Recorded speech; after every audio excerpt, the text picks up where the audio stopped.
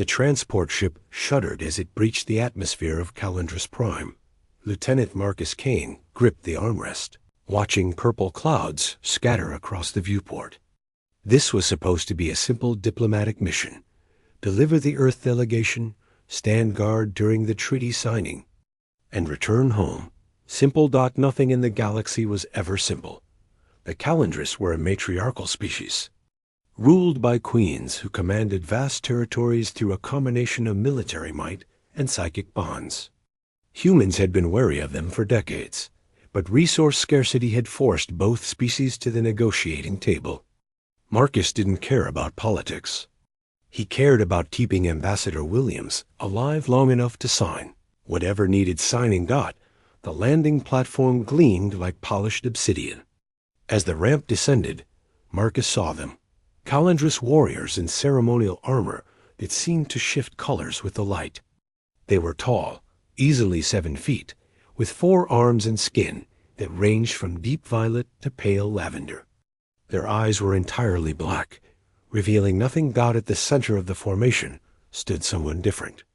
Smaller, more delicate, with silver markings that traced intricate patterns across her face and bare shoulders. She wore flowing robes that seemed woven from starlight itself. "That's Princess Lyria," Williams whispered. "Third daughter of Queen Villana. Our primary contact." Marcus nodded, scanning for threats. His hand never strayed far from his sidearm. The princess approached with fluid grace. When she spoke, her voice carried harmonics that made Marcus's chest vibrate. "Welcome to Calendris Prime. I am Lyria, and I will guide you through the ceremony." Her black eyes fixed on Marcus for a moment, longer than necessary. He felt something brush against his mind, like fingers trailing through water. Then she turned away, leading the delegation toward the palace.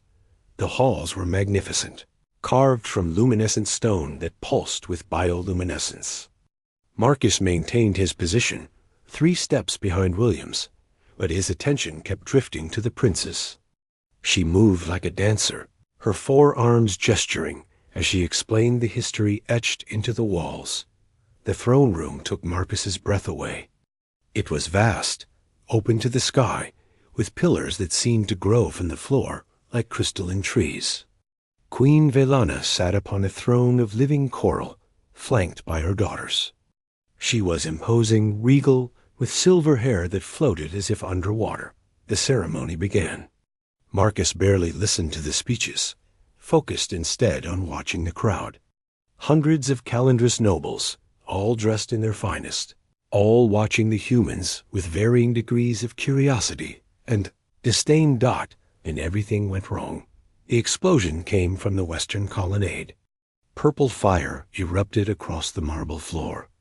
Warriors rushed forward, but rebels were already flooding into the throne room, armed with plasma weapons that screamed as they fired. Marcus moved on instinct. He saw a rebel aiming at Princess Lyria, who stood frozen in shock. He tackled her, rearing her to the ground as plasma bolts seared the air where she'd been standing. His body covered hers, his weapon already drawn, returning fire. "Stay down," he barked. The princess's eyes were wide, all 4 hands clutching at him. "My mother. The guards have her." "Stay down." Chaos erupted around them. Marcus fired with precision, dropping rebels as they advanced. His training took over. Assess, target, eliminate, reassess. A bolt grazed his shoulder, burning through armor. He didn't flinch. 2 rebels broke through the defensive line, charging straight for them. Marcus rose to one knee, firing twice. The first rebel fell. The second kept coming, too close now for ranged combat. Marcus dropped his gun and drew his combat knife, stepping between the attacker and the princess. The rebel was massive, even by Calendris standards. Its 4 arms wielded twin blades that hummed with energy. Marcus dodged the first strike, feeling the heat as it passed his face. He stepped inside the rebel's guard, driving his knife up under the ribcage. The rebel gurgled, collapsing. Silence fell gradually. The throne room was littered with bodies. Queen Velana stood unharmed, surrounded by her guard. Ambassador Williams was being tended to by medics. Unconscious but alive. Marcus turned to check on Princess Lyria. She was staring at him with an expression he couldn't read. All four hands were trembling. "Are you hurt?" he asked. "No." Her voice was barely a whisper. "You saved my life. Just doing my job." She reached out, placing one hand over his heart. The touch sent electricity through his nervous system. "You defended me without hesitation. You placed yourself between death and a stranger." Marcus frowned. "Like I said, it's my job." "No." Queen Velana's voice echoed through the chamber as she descended from her throne. "What you did transcends duty. You proved yourself worthy." The queen's eyes glowed with an inner light. She placed one hand on her daughter's shoulder, the other on Marcus's chest. "My daughter has chosen. The bond calls to her." "Wait, what?" Marcus stepped back, but Lyria's hand remained pressed against him. "In our culture," the queen explained, "when someone saves a princess's life with such selfless courage, a psychic bond can form. It is rare, sacred. The princess may claim the savior as her eternal guardian and partner." Marcus's heart hammered. "I'm human. We don't have psychic bonds. You do now." Lyria's voice was stronger, filled with certainty. "I felt it when you covered me. Your mind opened to mine. You were ready to die for someone you just met." The queen nodded. "The bond has been acknowledged by both parties. Lyria claims you as hers, bound in honor and duty. Do you accept?" Marcus looked at the princess. Her black eyes held something he hadn't seen before, hope mixed with fear. She was vulnerable in this moment, truly vulnerable, despite her royal status and psychic power. "What does it mean?" he asked. "This bond." "It means you are mine and I am yours," Lyria said. "Your life is my life. Your purpose is my purpose. We are joined until death, and perhaps beyond. That's a lot more than I signed up for." "You have a choice," the queen said. "But know that refusing a bond once formed causes great pain to both parties. My daughter will suffer.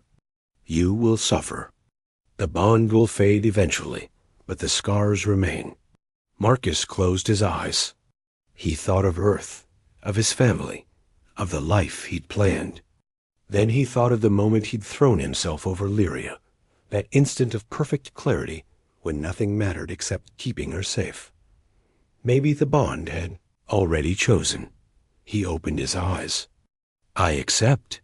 Lyria's face transformed with joy. She pressed her forehead against his, and Marcus felt the bond snap into place like a lock clicking shut.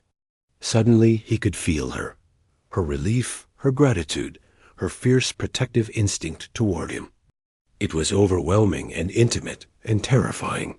"Welcome to Calandris," the queen said with satisfaction. "You are no longer merely human. You are Lyria's chosen, bound by honor and blood."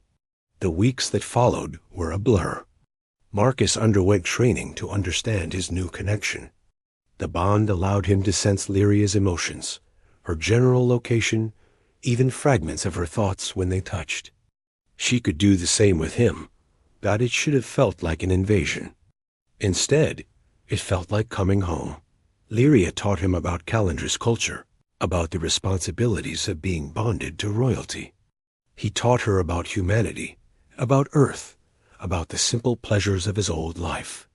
They learned to communicate in that space between words where the bond lived. The treaty was signed. Earth and Calandris became allies.